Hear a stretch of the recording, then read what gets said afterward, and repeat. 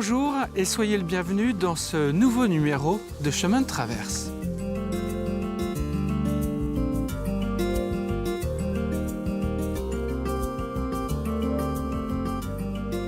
Cette semaine, je vous emmène à La Roche-sur-Yon à la découverte du Centre Beautour. C'est le centre de découverte de la biodiversité en région Pays de la Loire.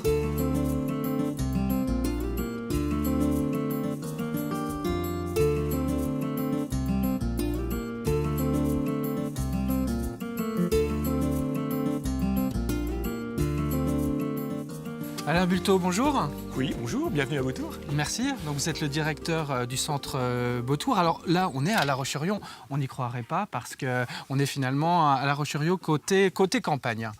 Oui, on a la chance d'être venu. Alors, on ne l'a pas choisi. Nous sommes dans la maison familiale, dans le parc familial de Georges Durand. Alors qui était Georges Durand? Alors, Georges Durand, c'est un grand naturaliste français. C'est un Vendéen. Il s'est intéressé toute sa vie aux sciences naturelles, comme on disait à l'époque. Et donc, il a collecté. Alors, c'était surtout un passionné de papillons, mais toute sa vie, il a collecté. Il s'est intéressé aux vivants, donc botaniste, entomologiste, des oiseaux aussi, ornithologiste. Enfin, il s'est vraiment intéressé. Et grâce à lui, on a une belle photographie.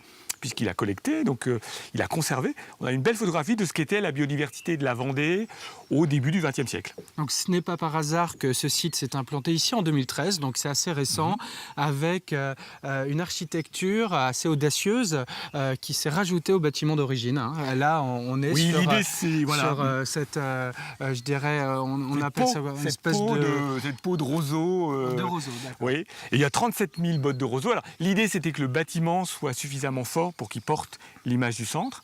Alors c'est vrai que le centre est dédié à la biodiversité. C'est pas uniquement un espace d'exposition. On a vraiment la volonté. De recherche, oui, l'idée c'est vraiment de stopper la perte de biodiversité et de faire prendre conscience. Alors on a aussi une plateforme de travail. Hein, on est la plateforme collaborative de tous les acteurs à la biodiversité. L'idée c'est de développer les méthodes et les pratiques qui vont faire qu'on protège mieux cette biodiversité, même pour notre propre intérêt.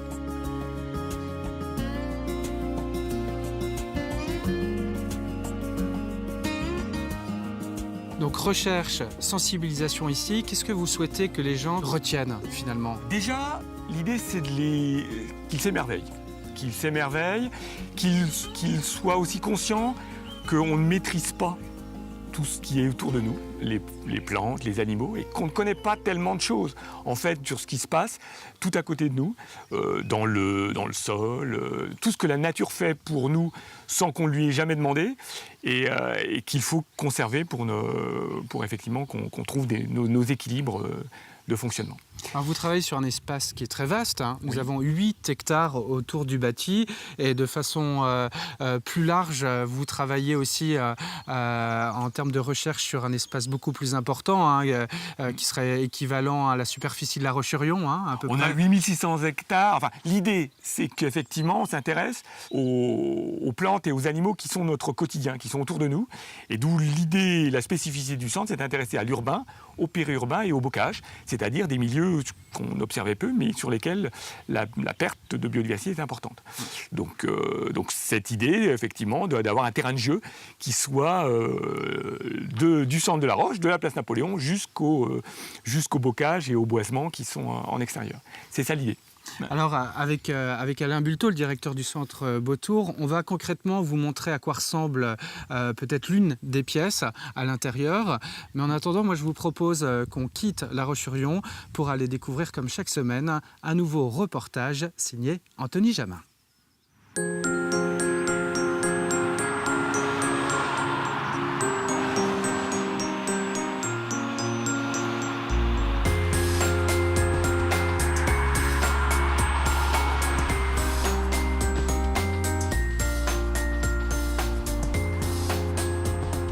Jean-Paul Berthomé est agriculteur boulanger à Saint-Jean-de-Mont.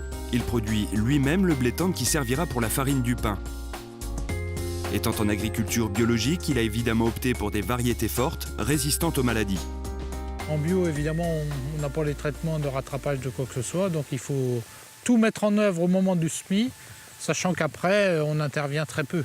Ce qui est très important, c'est le produit final. Aujourd'hui, on remet beaucoup en cause les aliments parce qu'ils ont transformé, altéré avec des produits différents. Nous, le but, c'est d'avoir quelque chose de très bon, d'un bon blé au départ, de très bonne qualité, de manière à ce que la transformation valorise cette bonne qualité et en fasse un très beau produit, un très bon produit pour le consommateur. Moi, j'y suis très attaché. Hop. Et voici Thérèse, la femme de Jean-Paul. Aidée de William, salarié à temps plein, c'est elle qui met la main à la pâte. D'ailleurs ici, on ne façonne pas qu'une variété de pain, mais près d'une vingtaine, sans compter les brioches, gâches et autres madeleines. Ça va être du pain nature, semi-complet, celui avec des fruits et des graines qu'on rajoute dans la même base. Après les pains à l'épeautre, petite épeautre, seigle, les pains de mie, pain de châtaigne, pain au raisin. Dans son métier, Thérèse est une autodidacte qui défend ardemment l'idée de produire du pain paysan. Pas question d'utiliser de la levure boulangère. Ici, on ne fait que du pain à base de levain naturel. Alors le levain naturel, c'est ce qui sert à faire lever le pain. Donc c'est un mélange d'eau et de farine à part égale qui fermente et qu'on ajoute dans la farine avec de l'eau et du sel. C'est ce qui fait gonfler le pain. Ça c'est le gâche biologique au levain. Évidemment, la cuisson se fait au four à bois. Les pains sont ensuite vendus sur différents marchés, Saint-Jean-de-Mont, les Sables d'Olonne et Noirmoutier, ou directement depuis la ferme. Thérèse voue une véritable passion pour le pain, produit noble, et pour la relation client sur les marchés. Et ce plaisir, elle veut naturellement le transmettre à ses salariés. C'est une passion, c'est une véritable passion que j'ai pu transmettre à mon autre employé là, qui n'est pas là, qui est aussi passionné. Puis William, je pense, qui arrive d'une autre fabrication, enfin d'une façon de fabriquer, donc traditionnelle, et qui j'espère qu'on arrive petit à petit à être aussi passionné que nous, mais je pense que c'est bien parti. Et voici l'un des moments que préfère Thérèse, la récompense des nombreuses heures de travail.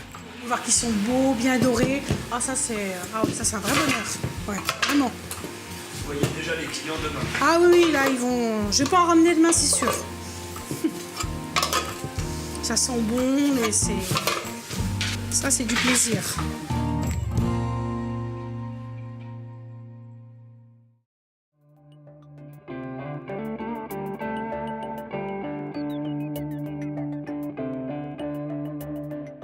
Donc là, on est dans une salle qui présente les différents paysages de la région Pays de la Loire. Qui se distingue avec du bocage, des centres urbains. Alors, principalement, nous, ce qui nous intéresse, c'est évidemment la majorité, c'est-à-dire l'espace urbanisé, l'espace bocager, puisque c'est là qu'on a identifié les enjeux pour notre futur, pour préparer notre futur. Mais l'idée, c'est de montrer aux gens que le paysage n'est que le choix, qu'il y a un équilibre et qu'il est le choix de ce que l'on a envie, de notre mode de vie, de comment on fonctionne et comment on vit. Et le futur, c'est ce que l'on aura décidé nous-mêmes. Alors, qu'est-ce que va nous enseigner cette salle? Je vois des micros, je vois plutôt des casques, des écrans, voilà, des affiches. On a un système très simple, une entrée par paysage.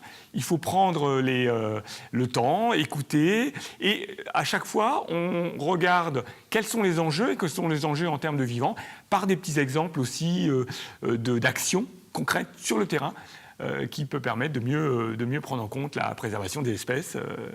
Alors, Alain, qu'est-ce qu'on peut craindre sur l'avenir dans notre région, sur cet enjeu de la biodiversité? C'est quoi les craintes, les peurs? Tous les services que nous rend la biodiversité, elle peut ne plus nous les rendre, puisqu'effectivement, il y a perte.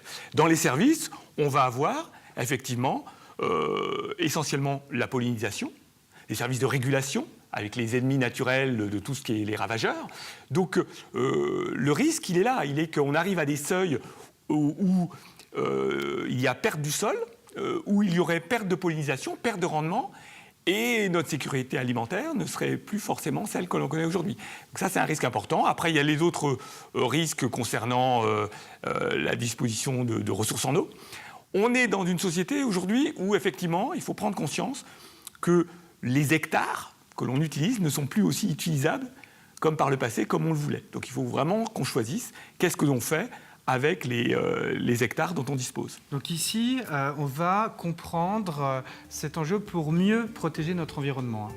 Tout à fait. L'idée, c'est de mieux comprendre comment je vis au quotidien et quel est l'impact que ça a sur mon environnement.